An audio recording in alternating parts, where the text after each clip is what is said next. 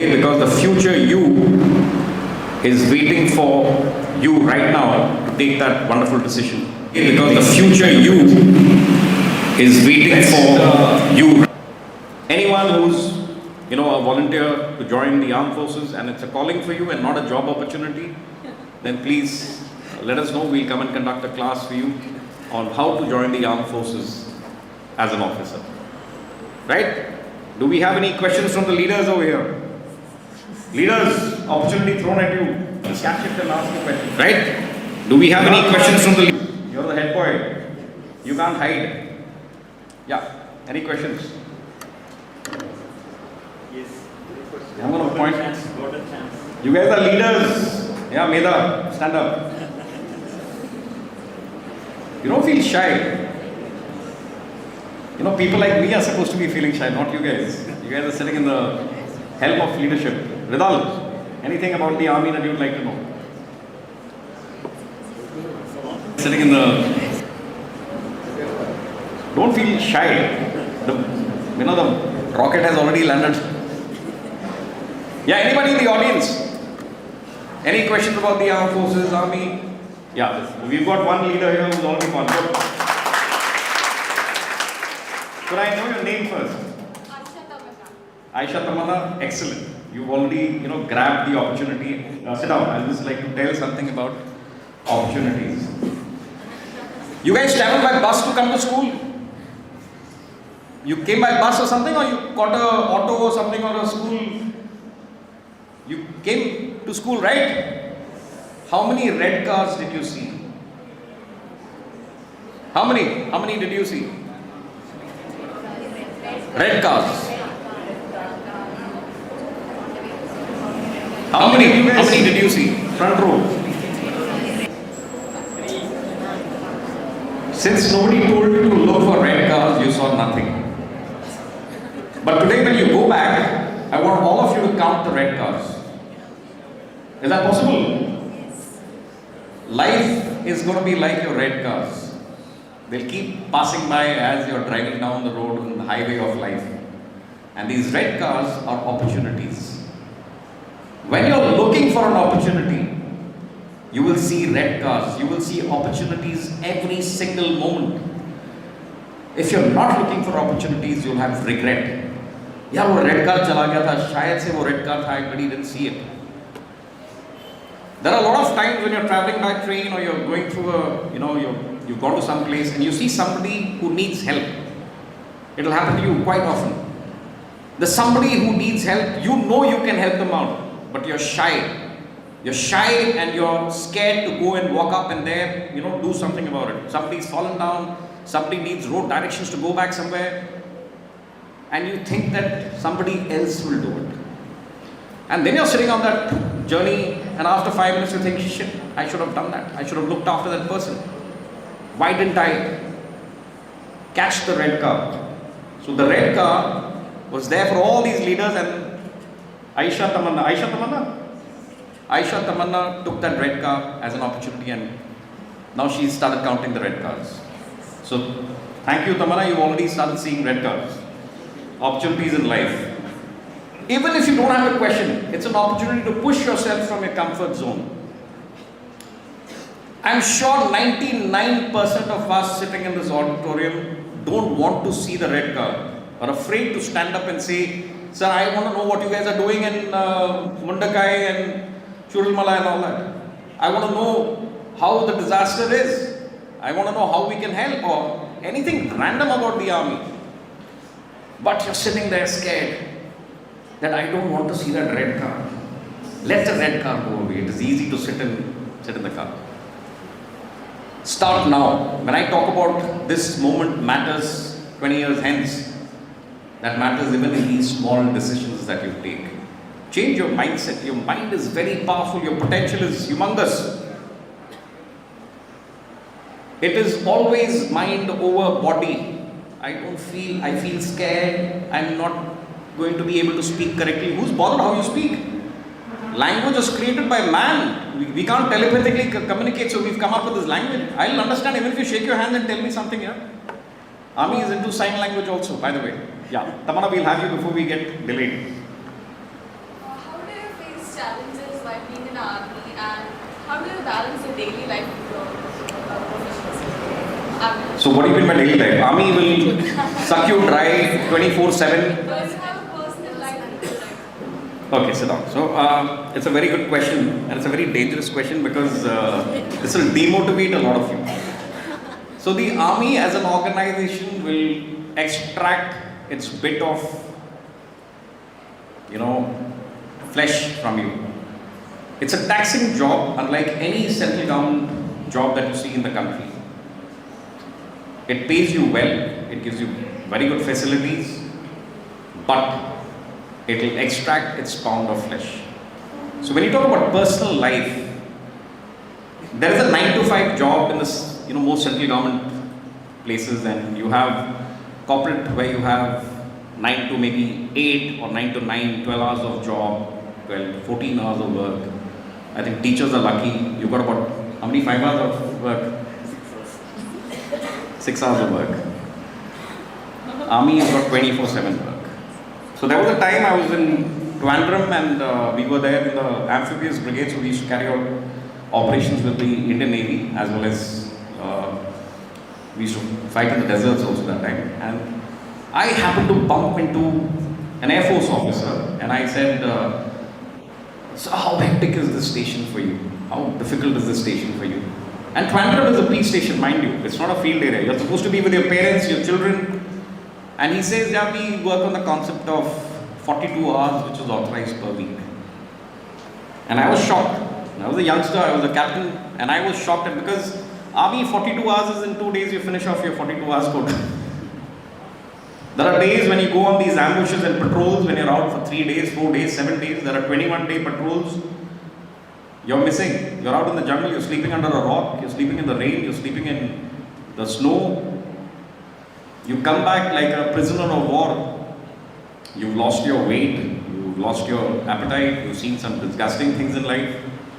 That's what it's going to be. It's going to be taxing. Taj Bombay attacks, when it happened, the National Security Guards was involved. One of the young officers was a gung-ho young, champion called Ryan Chakravarti from West Bengal. So Mr. Ryan, that time Captain Ryan, walks into Taj Hotel, and this is after Major Unni Krishnan got killed in Taj. So he was the second team which goes inside. He does his bit and he comes out.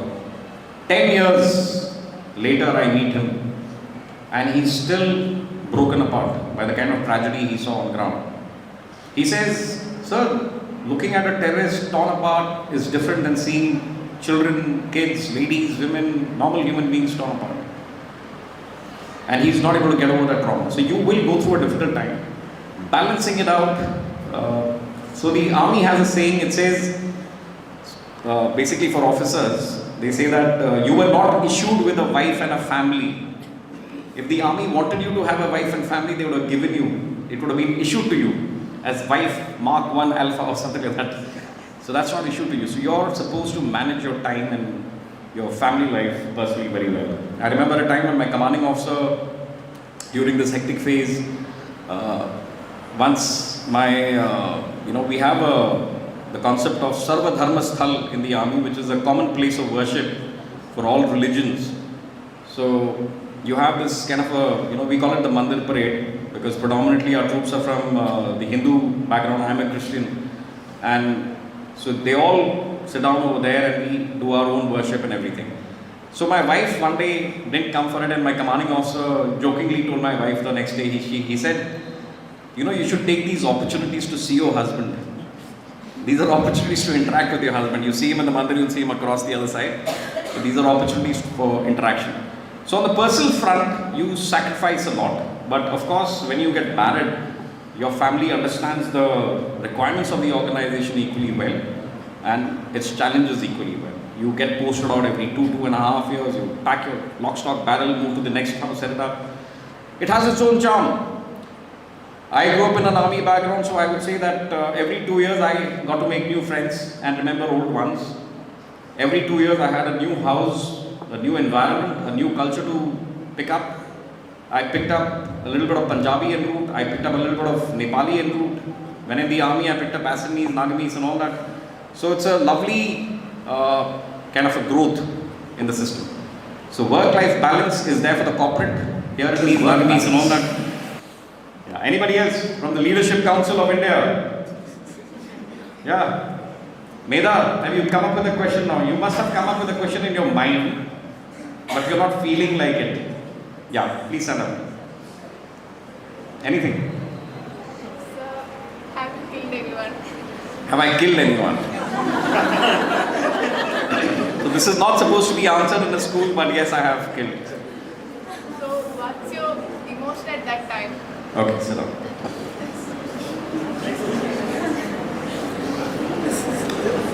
Anyway, so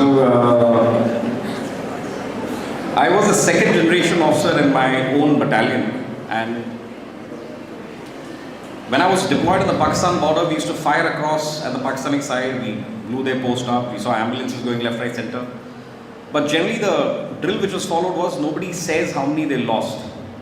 So you never got to know how many were killed in the Pakistani side. It was more of a long distance. You're firing a rocket launchers, you're firing a mortars, and they're landing there. You're burning their post, and then you see these ambulances moving on, and you're like, "Hey, we've killed a couple of them and all that." Because they hit us, we hit them back. I did see a lot of people getting killed. I saw people getting shot. I was in the Jammu border that time. Then I came to the northeast, and northeast was a different kind of a war that the army was fighting. We were fighting insurgency. Insurgency is where the local populace, picks up arms to fight against its own government. So Assam was looking at a separate state. They wanted to, demographically, a lot of people from Bangladesh had settled down in Bangladesh, and they wanted to kind of evict them. So there was a lot of this violence which used to go on. There was a lot of this extortion which used to go on. And catching a guy who looks like a civilian is very difficult. So you have to learn the mechanics of fishing without dirtying the pond. The pond has got a lot of other, creatures which are basically the local populace or the local population. You need to carry out operations in such a way that the local population is not hurt, troubled, or threatened. So it's called, it's called iron fist in a velvet gloves. And of course, during those days, initially for about maybe a year and a half, I was sitting as the officer who controls all these operations. So I was sitting as the adjutant of the battalion, and I was in charge of understanding what's going on by those companies, this company, that company, and the special commando platoon was being handled by somebody else. So after 1.5 years, something happened that this officer who was handling the commando platoon had to go somewhere, and some officer got posted out, and there was a vacuum there.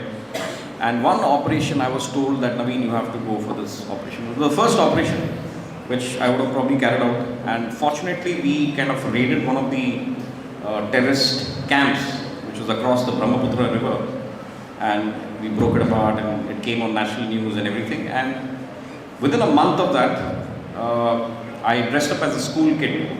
I think the school dress was very similar to what you guys are wearing. It was a white shirt and a blue pant. So I was a youngster, clean shaven, no moustache. I had a bag on, and I behaved as if I was a kid, because the input which came to us, or the information which came to us, was that terrorists are carrying out some kind of an extortion, taking of money or something in a LP school, lower primary school in that area. And it's an interior village, so we went in civil vehicles, dressed as civilians and all that. And I was in a school dress. I had a radio set in my bag, school bag, and a pistol in my school bag. And it was basically I'd use it if something went wrong. And of course, things went dirty, and it happened that we were spotted by 2 terrorists who started running away, and there was firing and everything. And after about 1.5 kilometers of chase through bamboo groves, fields, house barricading and everything, we eliminated one of them, and the other was able to flee into the forest. But he made a statement later on the radio set, which we kind of intercepted, where he said that I just survived. I had a bullet injury on I had a bullet hole on my tunic or the shirt. So I think the first thing which happens when you kill some person is basically you cross an invisible line. Until you cross an invisible line, you feel that you're safe from harm because you've not harmed anyone. You live your life as a leader, as a, you can be a good person. But when the job requires you to take life and you see that person breathing his last in front of you, and then you start imagining, and you go back, he must have had a family, and he must have had kids, and he must have had some loved ones or whatever. It kind of starts growing into your head a little bit, and then you start believing this concept of you having crossed a very invisible line where you have taken life, and then you start believing in this concept of karma. What you give into the world will come and bounce back and come, back to you. So you start understanding that there will be harm. And of course, after that, we had a couple of more kills, and then it became habitual. I became a habitual offender. After that, no more bad memories. But the initial one, yes, it kind of takes you off your hook a little bit. Anybody would get a little shook up. Because you believe in a lot of righteousness. When you're fighting this war, when you're fighting this conflict, you believe that what you're doing is right. And every soldier needs to know that I'm doing the right thing. As an organization, we are a very righteous army. We don't believe in killing without purpose. So there has to be a purpose behind what we do. So that's one of the things that motivates our soldiers, which keeps them motivated in most difficult terrain, that they're doing the right thing. So there the concept was we were saving the local populace from the politically motivated terrorists who were out to harm them and bring, were making it difficult for normalcy to come there. Now I think things have improved quite a bit there. You've got schools running freely, you've got mobile towers, everything. Those days there was nothing. You were surviving off the land. So yeah. Any questions, Rizal? Red car? Yeah. My name is Tashin, and I just have to ask you this. You said something about a calling in your life, right? So how will I understand that it's my calling? I mean, it might be against my own policies and such. Okay, Siddharth. So calling is when there's something pinching you from inside which tells you to go for it. I'll give you an example. So my grandfather was a passionate man for the armed forces. He wanted to join the Royal British Army those days before independence. It used to be called as RAF, Royal Air Force. And the exam was to be given initially in India, and then you had to go to London to kind of go for the second part of the exam. So without telling his parents, he ran away from house. He went to North India from Kanyakumari district all the way to North India. He went there, he gave the exam, he cleared it. When his father came to know that my son has joined the Royal Air Force, and he was a hardcore nationalist, he said my son will not join the Europeans and all that. And he refused to let the son join and go for the interview in London. And so he stayed behind, and that passion continued. So he became a professor in a college, and later in life he joined the NCC as a ANO, Associate NCC officer, and became a captain as an NCC rank also. So that passion has to be something which eats you inside. I'll give an example. I was an instructor in the Indian Military Academy in Dehradun. So I had this cadet of mine who came to me, and he joined the army because he saw the movie Laksh. So there's this movie by Mohanlal called Kirti Chakra.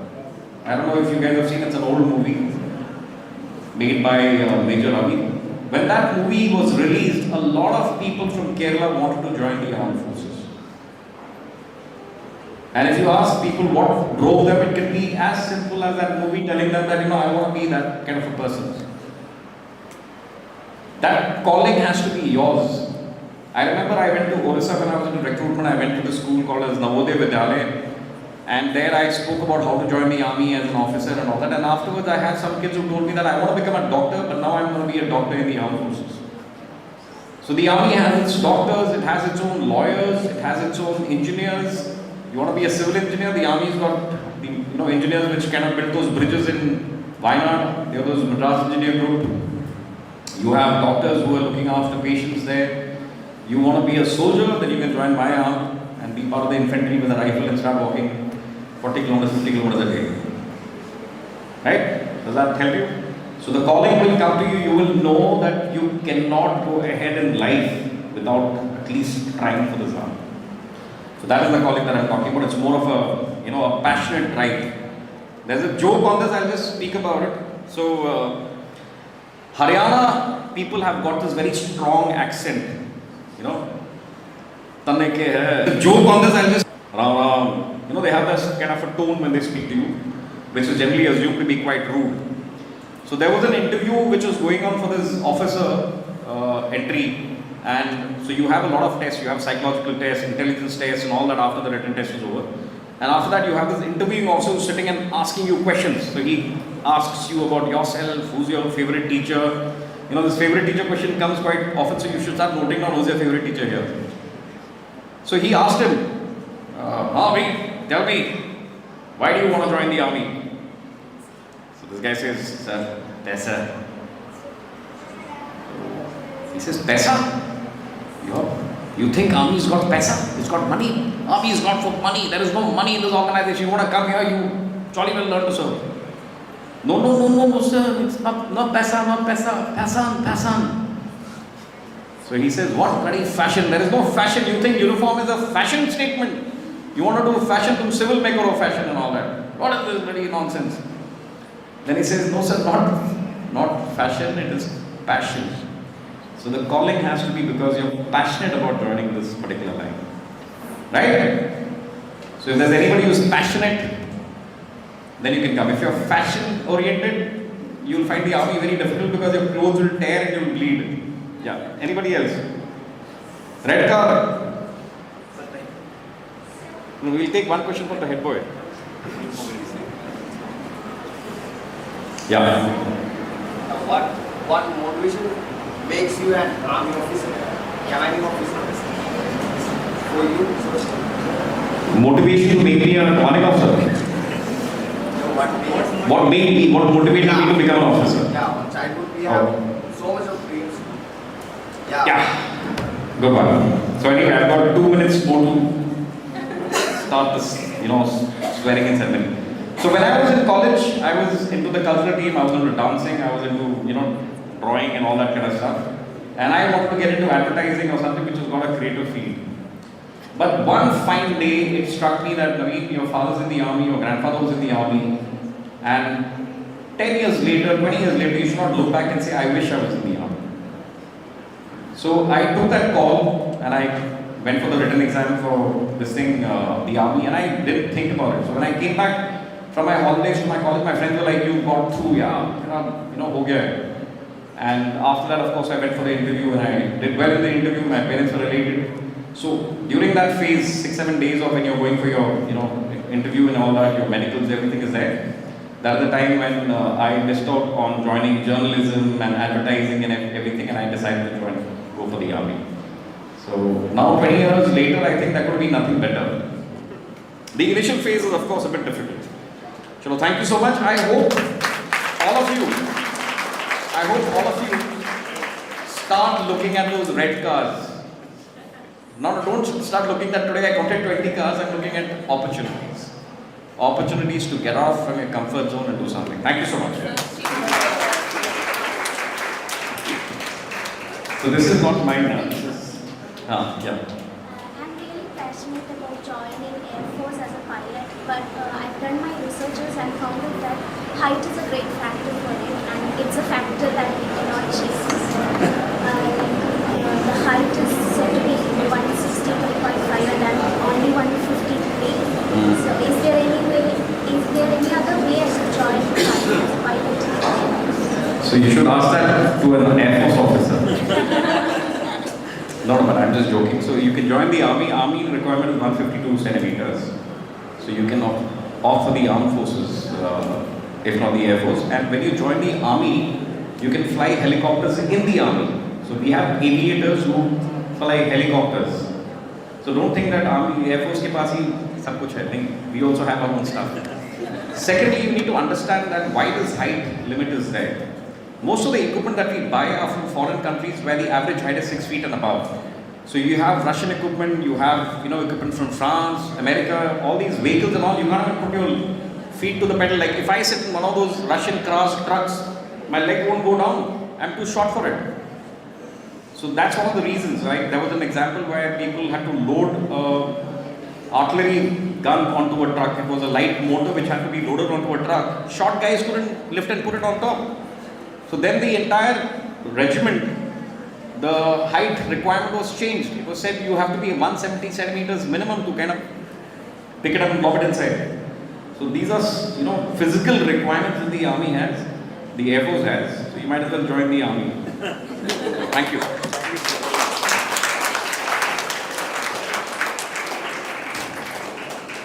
Thank you so much, sir. That was really vibrant and motivating. We hope we have many army personnels from this. The most awaited moment. We are now about to witness a pivotal moment, the swearing ceremony.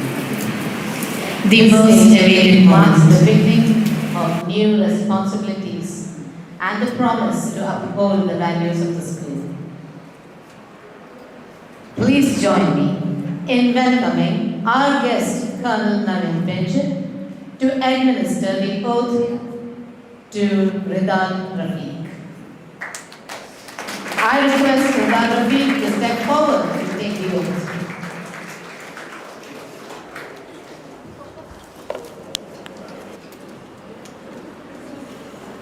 I, Ridwan Rafiq, pledge to serve as the head boy of Haramain English School of Haramain English School with integrity, honesty and dedication. with integrity, honesty and dedication. I will uphold the school's values and traditions, I will uphold the school values and traditions, lead by example lead by example and inspire excellence. and inspire excellence.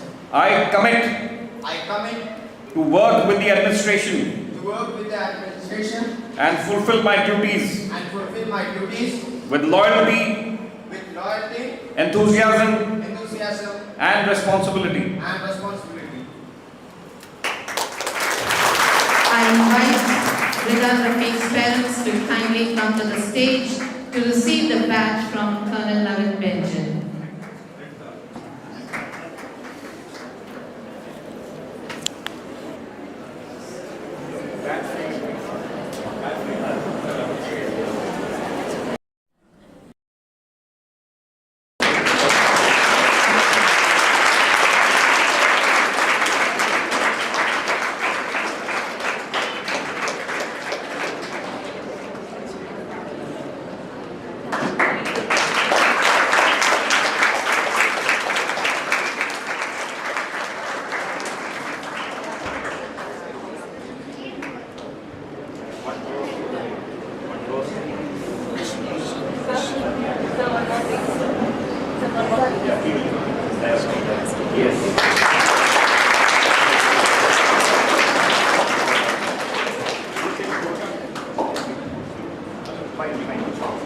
The newly sworn in head boy, Ridwan Rafiq, shall proceed to sign the documents.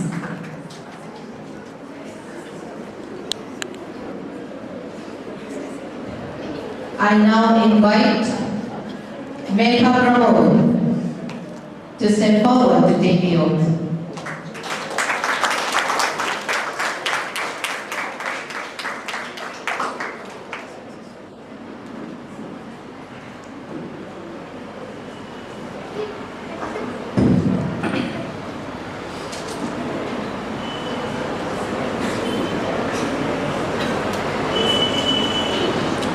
I Megha Pramod, pledge to serve as the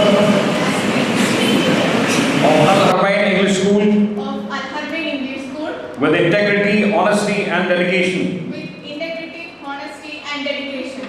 I will uphold the school's values and traditions, I will uphold the school's values and traditions, lead by example lead by example and inspire excellence.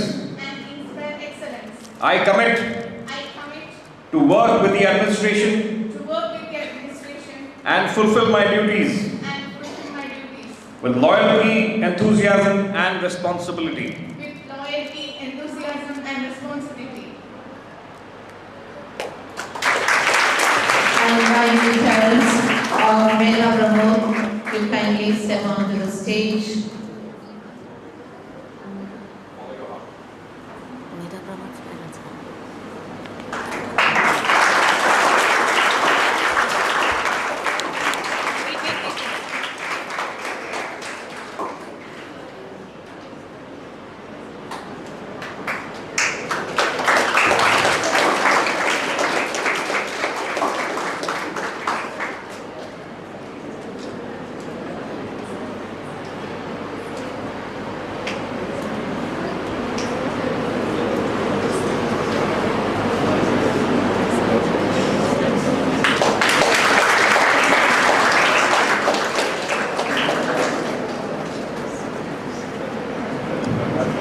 The newly sworn in head girl, Megha Pramod, shall proceed to sign the documents. I now request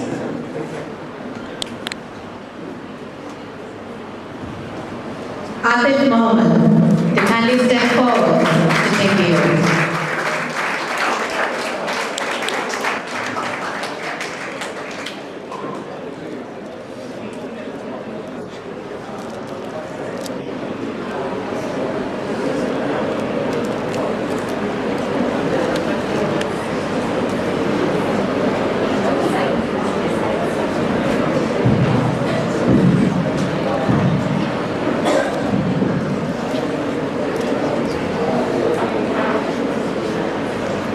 I, Haramain Muhammad, pledge to serve pledge to serve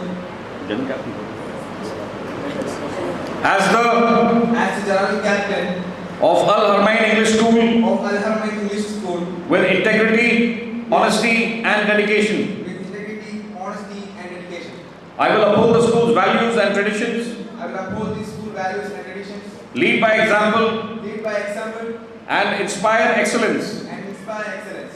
I commit to work with the administration to work with the administration, and fulfill my lead by example duties, with loyalty, enthusiasm, and responsibility. with loyalty, enthusiasm, and responsibility. I invite Atif Mohammad's parents to kindly come onto the stage to receive the badge.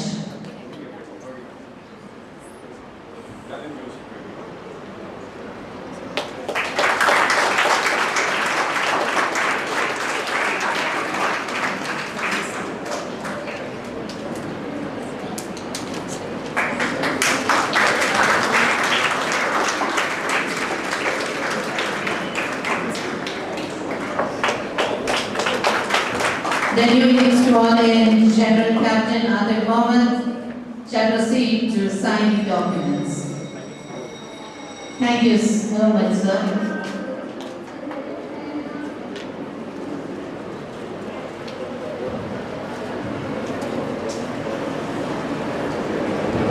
I now invite our head boy, Ridal Rafiq, to administer the oath to Tashin Abubakar.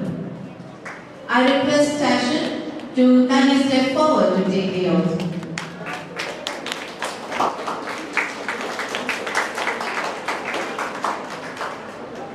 I Tashin Abubakar, pledge to serve pledge to serve as as the Assistant Deputy Head Boy of Haramain English School of Haramain English School with integrity, honesty, and dedication. with integrity, honesty, and dedication. I will uphold school values and traditions, I will uphold the school's values and traditions, lead by example, lead by example, and inspire excellence. and inspire excellence. I I commit to work with the administration to work with the administration and fulfill my duties and fulfill my duties with loyalty, enthusiasm, and responsibility. with loyalty, enthusiasm, and responsibility. I invite our principal, Dr. Salim Hassan, to do the honors. I invite the parents of Tashin to kindly receive the badge from the principal.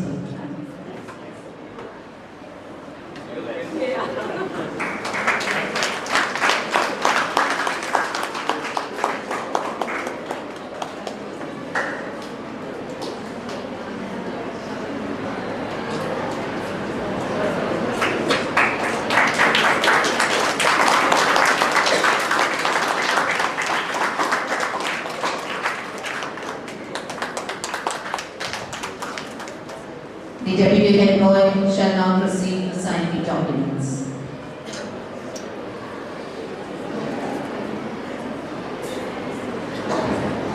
I request Aisha Raza to step forward to take the oath.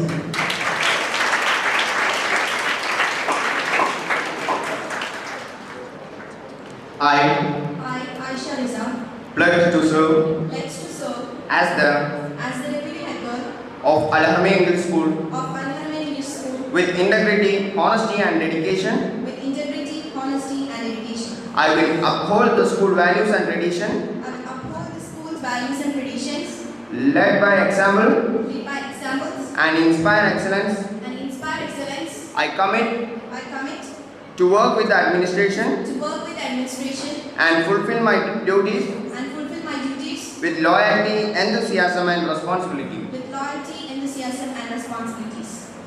I invite the parents of Aisha Risa to kindly come onto the stage to receive the badge from the principal.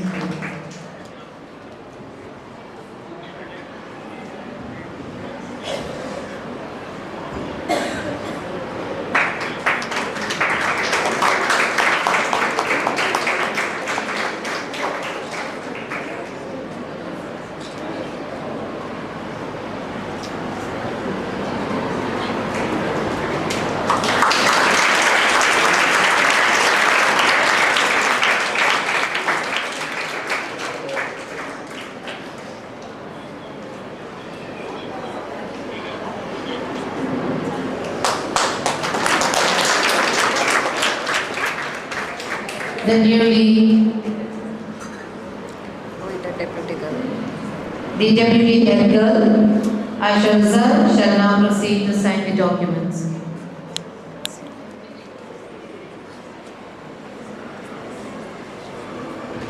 I request Aisha Tamanna to kindly step forward to take the oath.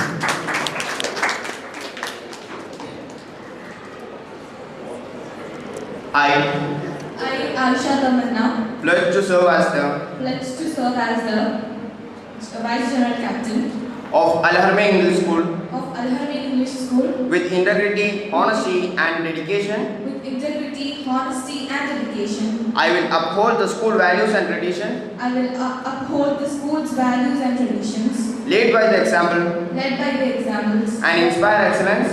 and inspire excellence. I commit to work with the administration work with the administration and fulfill my duties and fulfill my duties with loyalty, enthusiasm and responsibility. with loyalty, enthusiasm, and responsibilities. I invite our principal, Dr. Salim Hassan, to do the honors. I invite the parents of Aisha Tamanna to kindly come onto the stage and receive the badge from the principal.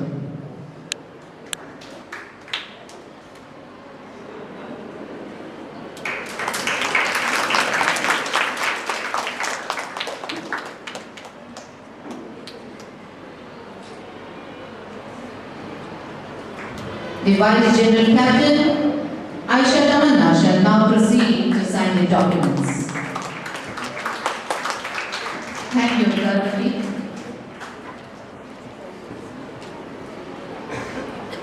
I now invite our head girl, Megha Pramod, to administer the oath to Ria Aslam. I request Ria Aslam to kindly step forward to take the oath.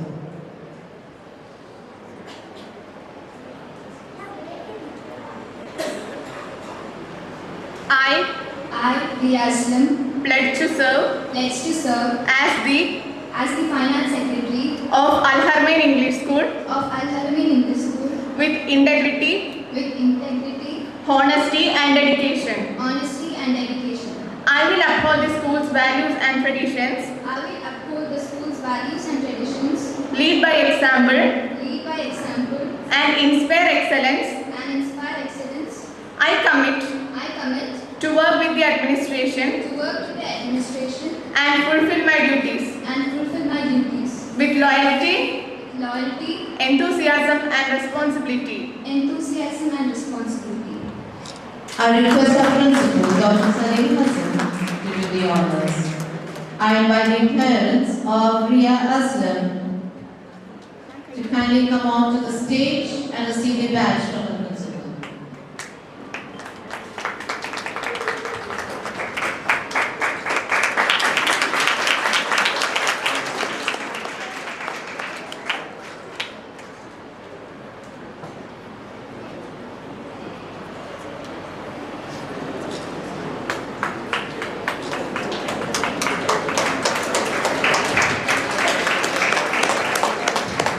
The Finance Secretary, Ria Aslam, shall now proceed to sign the documents.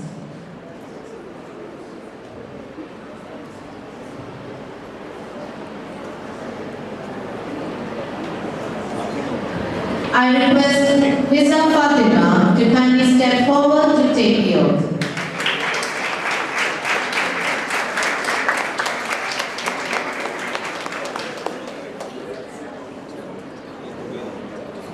I Mr. Fatima, pledge to serve as the blessed to serve as the school magazine editor of Haramain English School of Haramain English School with integrity, with integrity, honesty, and dedication.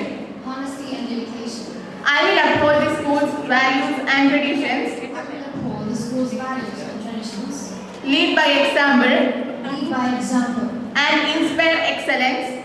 and inspire excellence. I commit I commit to work with the administration to work with the administration and fulfill my duties and fulfill my duties with loyalty, with loyalty, responsibility, responsibility, and enthusiasm. and enthusiasm. I invite our principal, Dr. Sarin Hassan, to do the honors. I also invite the parents of Mr. Fatima to kindly come on to the stage and receive the badge.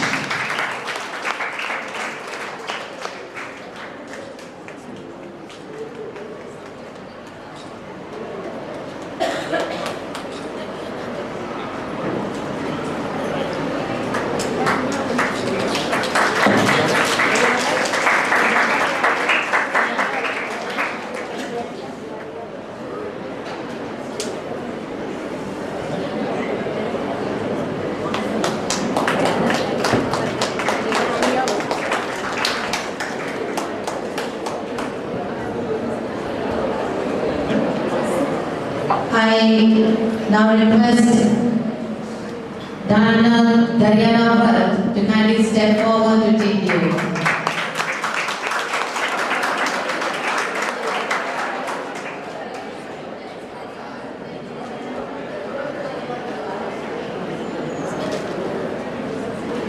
I I, Diana pledge to serve as the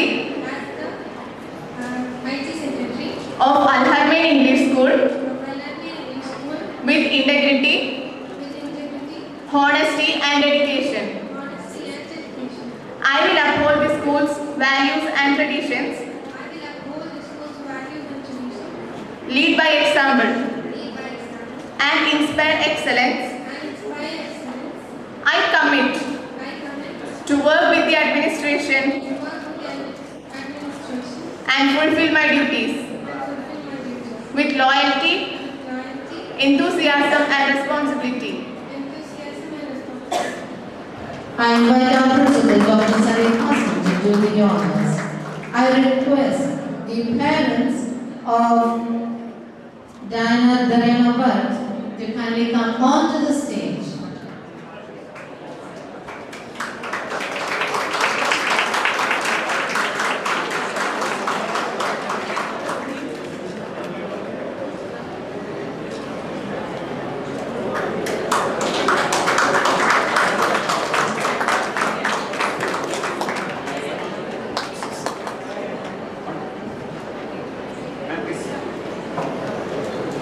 The IT Secretary shall now proceed to sign the documents.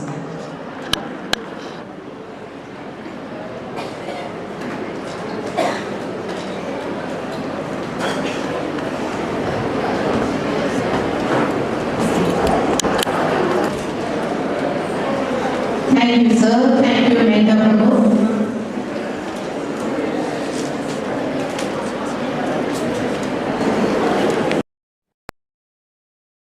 Join me in welcoming our General Captain to administer the oath to the House Captains. The House Captains and the White House Captains of Mulberry, Atlantia, Wonderland, and Lilliput are requested to step forward. I,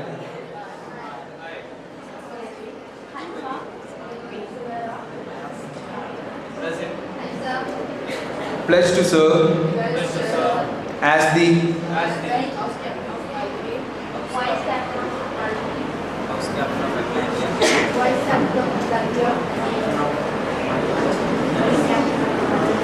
House Captain of the Vice Captain of Haramain English School of Haramain English School with integrity, honesty, and dedication. integrity, honesty, and dedication. I will uphold these school values and traditions. Lead by example and inspire excellence. I commit to work with the administration and fulfill my duties with loyalty, enthusiasm, and responsibility. I invite our Vice Principal, Ms. Babita Shashidharan, to kindly pin the badges on to these leaders.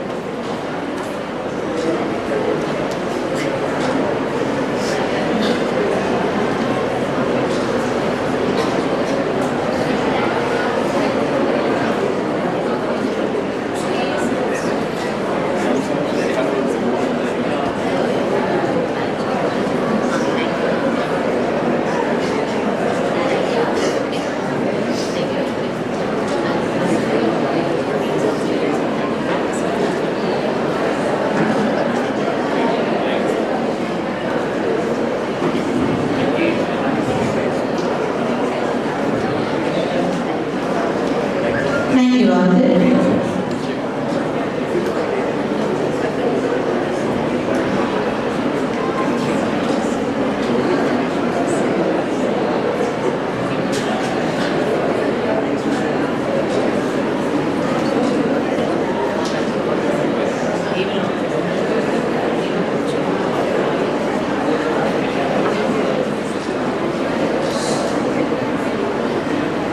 Thank you, ma'am. I request the captains and vice captains of the houses to kindly take a seat.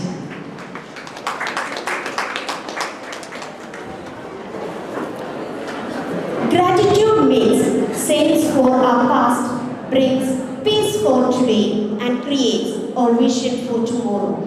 I request our principal, Dr. Salid Hassan, to present a memento to our beloved guest as a token of appreciation.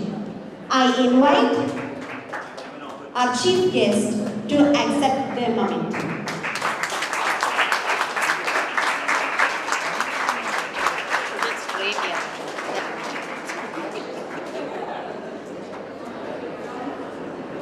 Thank you, sir. Thank you, Colonel Page.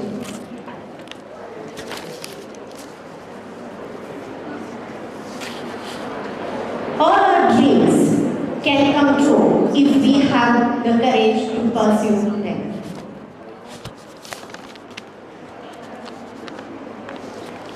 I'm pleased to invite Ms. Babita Shashidharan, the Vice Principal of our school, to kindly speak a few words. Ma'am, please. Respected dignitaries on and off the dais, parents, and my colleagues and my dearest students, a fine morning to you all. I wholeheartedly congratulate all the new on and off the dais, student council members. Let your leadership inspire others. Let you be able to work with most wisdom and your actions lead the school to utmost glory. I would like to take this opportunity to also thank our chief guest for the incredibly inspiring words. Thank you, sir. Once again, I wish all the newly elected members all the best. Thank you. Thank you, ma'am. The deepest craving of human nature is the need to be appreciated. Now I invite Mr. Salahuddin, PTA President of a school, to speak a few words. Sir, please.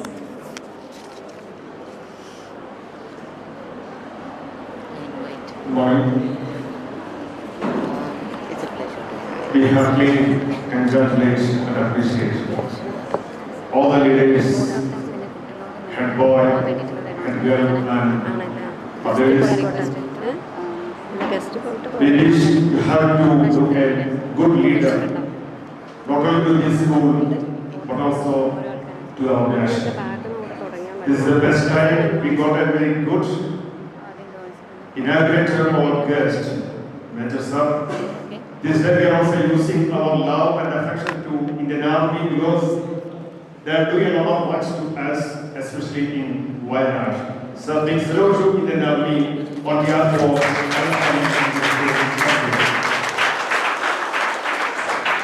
Thank you, sir. Appreciation is a great motivator. It's a pleasure to call upon the President of Mother PTA, Ms. Jisha, to kindly speak a few words. Ma'am, please. Assalamu alaikum. Respected Chief Guest of the Day, Colonel Naveen Banji sir, our Principal Dr. Salim Hassan sir, Vice Principal Babida ma'am, PTA President Salawati, all other dignitaries on and off the dais, parents, teachers, and my dear students. A very good morning to all. Today, we celebrate the investiture of our new student council members. Congratulations to each of you for this achievement. As you assume your role, remember that the leadership involves listening, understanding, and representing the diverse voice of our school. Embrace the challenge ahead with enthusiasm and integrity. Last but not least, I appreciate our chief guest for even under this dire situation, he has found time to bless our children with his presence. Sir, I saw you in the news during your rescue operation with Mohanlal sir. Big salute for your team, sir. We are confident that newly elected student council members will lead with dedication and make a positive impact. Best wishes for the successful team. Thank you. Thank you, ma'am. Gratitude is not only the greatest of virtues, but the parent of all the others. To conclude our program, I call upon our head girl, Medha Pramod, to deliver the vote of thanks.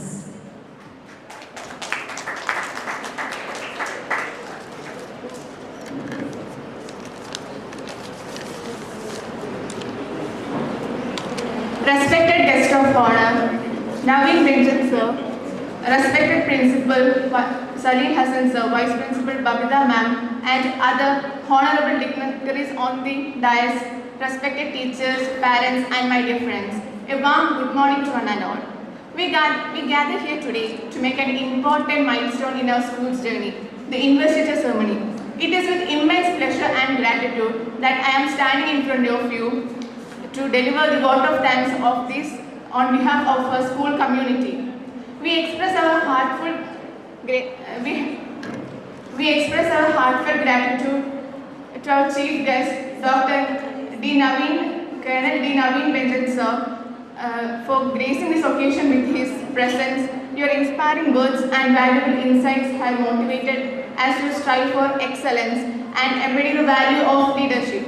We thank our principal, Salim Hassan sir, vice principal Babida ma'am, and all our teachers for their tireless efforts in guiding and mentoring us. Your unwavering support and encouragement have helped shape us into responsible and compassionate individuals. A big thank you to our parents and guardians for this continuous support and for being here today. Your belief in us and our school is invaluable. Thank you, my dear friends, for being such an integral part of today's ceremony.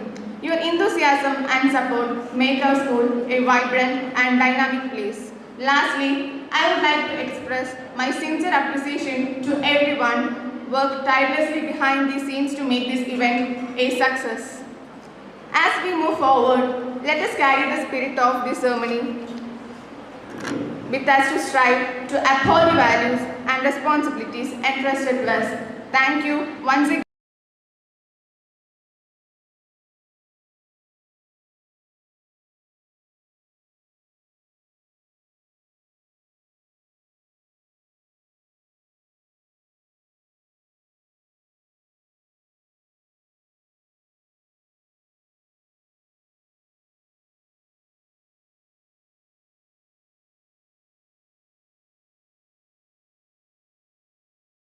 Kavita ma'am, all the other dignitaries on the dais, and most importantly, our young leaders, a very good morning to one and all.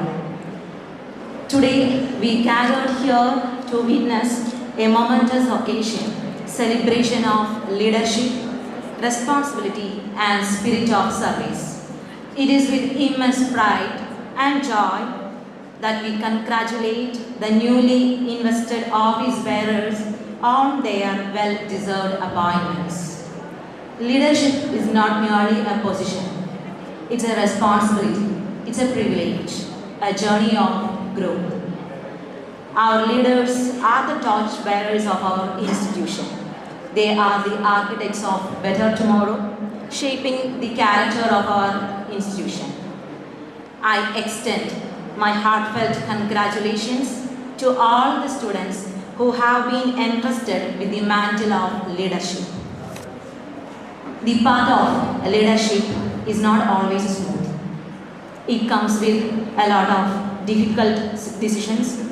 You may face many setbacks and many challenges and feel overwhelmed. But however, these experiences will mold you into a stronger, more resilient individuals. As we embark on your leadership journey, I encourage you all lead by example. Be the change you wish to see in our institution. Congratulations to you all once again. I wish you all the best in your endeavors. Thank you. Thank you all. We have come to the end of the investiture ceremony. Thank you for being a part of this special day. Congratulations to all the leaders, and may God bless you as you travel on the road filled with responsibilities and accountabilities. Thank you all.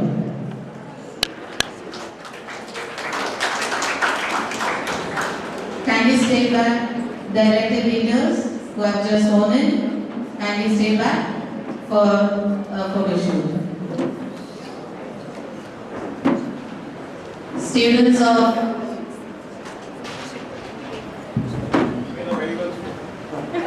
of class 10, 11 and 12 are requested to be seated.